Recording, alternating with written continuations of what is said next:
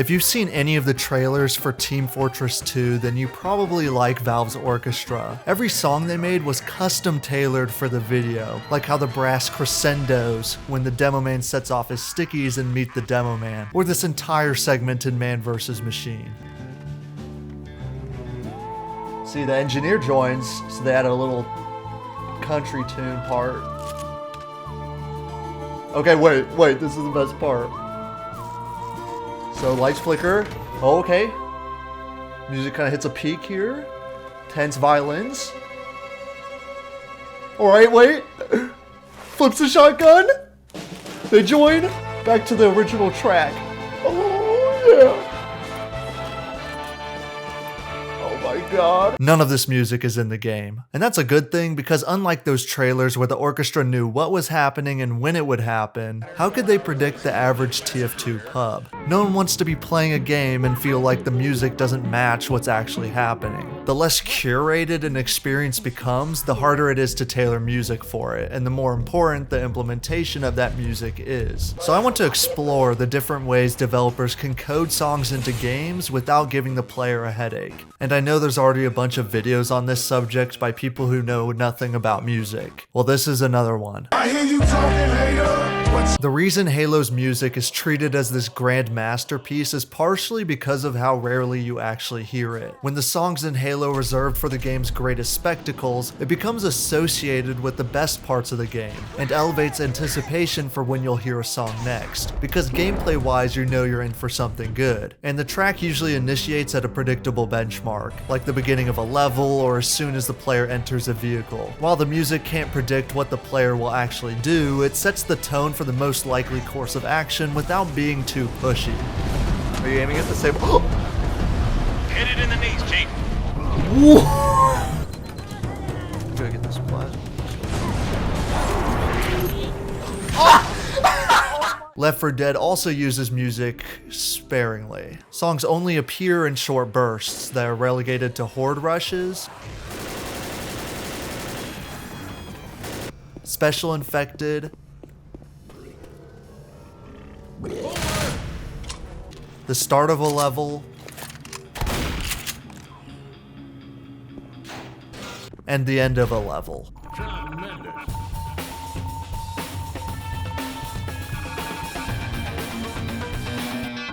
It makes the player associate music with the game at its most volatile, a dramatic irony that something sees you before you've seen it. Same tactic that horror movies use to scare the audience. And if the movie poster loading screens were any indication, this is definitely a theme Left 4 Dead was going for. The most common attitude toward music in multiplayer games is that it just gets in the way. We wanted the music in Left 4 Dead to heighten the key emotional elements that should be inherent in a horror game, keeping in mind that everything in a game should contribute to gameplay. There's also Minecraft, which just plays songs randomly. You could be building a house, trying to kill a creeper, getting sticky keys, doesn't matter. It genuinely makes the music feel like you've stumbled into it while playing, which supports the discovering you're doing in the actual game. And the sound design is so good that the soundtrack is comfortable with taking a back seat. The music is no longer directing the story, it's your input.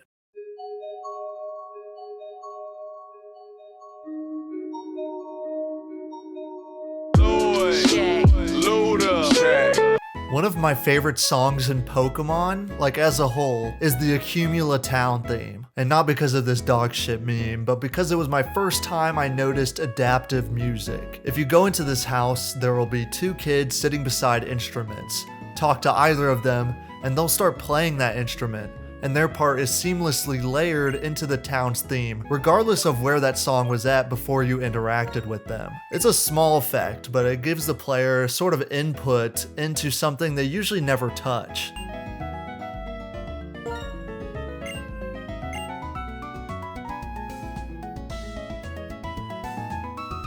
Have you played Ultra Kill? You're crawling through these crevices, learning the basics, and an ominous thumping noise fills the otherwise dead air. Then you find the pistol, and this eerie whine drowns out the thumping noise, exponentially increasing in pitch. It has this weird vacuum effect of drawing you into grabbing the gun. When you do, the whining noise sort of bursts, like you've just opened Pandora's box. Then it kicks the song into high gear with some percussion and guitar as the first batch of enemies spawn. The game uses triggers to control which part of the song is played, and they're defined by the player, giving you the same agency over the music that my Pokemon example does in a more subtle way, and it feels pretty good.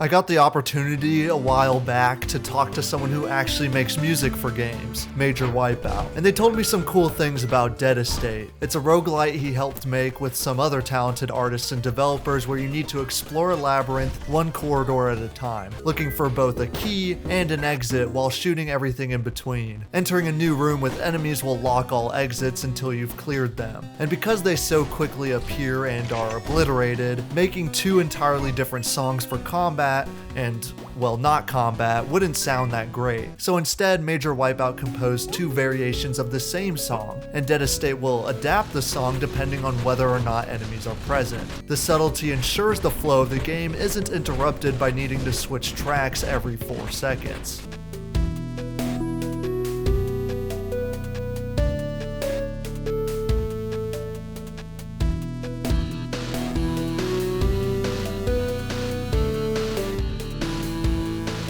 With all of that said, I think it's important to mention that sometimes the music doesn't need to adapt. Hotline Miami has a great soundtrack. It's a top-down shooter that's founded on trial and error, and the music doesn't even reset when you start a level. It's always looping, totally unfazed by your demise. The reason this isn't aggravating is because your death doesn't send you back very far in a literal sense. A successful clearing of a level takes very little time or physical space. It's the failed attempts that eat up hours. And what you're doing is consistent throughout the level, there's no downtime. This makes restarting the level low commitment, since you won't be sent back very far. You're thrown right back in, so you won't feel like the looping music isn't representing what you're up to. It's always the same.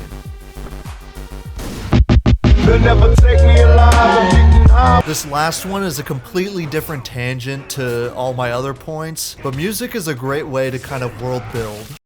Fuck your immersion! I'm all about immersion, and even something as simple as Bomb Rush making the UI for song selection through a flip phone held by the characters suggests that the music is a part of the world and not an artificial layer only added for the ears of the player. Same with picking radio stations from your Pip-Boy in Fallout or in your car in GTA.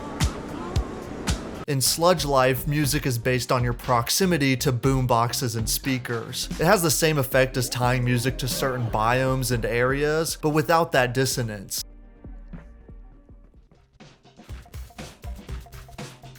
Like 4% related to this, start making better album covers. With the resurgence of music collecting and vinyls, it's kind of depressing to just see a stretched box art, and I'm more inclined to buy an album if it has some good packaging, even if the game is ass. I mean, look at Detroit Become Human, probably one of the rawest album covers of all time for one of the middest games ever. Even better example, Super Monkey Ball or Hitman. I just don't want to see any of these anymore. And here's my topsters for game music, and if I get copyright claimed by any of you, you're dead to me.